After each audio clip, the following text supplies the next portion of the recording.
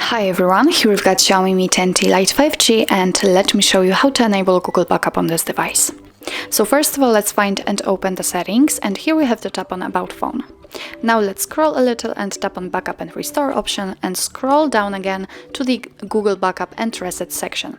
As you can see, the backup option is off, so let's tap on it and click on the switcher here. Let's get it back, and now the backup account option is active, so we can just tap on it and add our backup account. Make sure that you're connected with the internet, and here from this step you can either create a new account if you do not have your own, or simply type your email or phone. So let me do this. Okay, tap on next. Now we have to enter the password, so let me do this out of the screen. Okay, let's tap on next. Here we've got some Google Terms of Service and Privacy Policy, so simply tap on it if you want to read it, and here you've got all the info. Let's tap on I agree. Here we've got the shortcut of backup and storage, so tap on accept.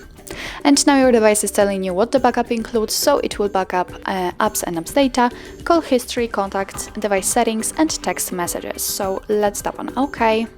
And as you can see, we just successfully added our backup account to this device, and from now on all the content will be stored on your Google Drive. What's more, under it we've got the automatic restore option, so if you want to turn it on, just leave it like this. If you want to turn it off, just tap on the switcher. So it means that if you will have any apps which you will reinstall, then your device will restore all the settings and data.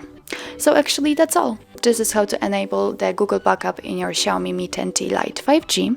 Thank you so much for watching. I hope that this video was helpful, and if it was, please hit the subscribe button and leave the thumbs up.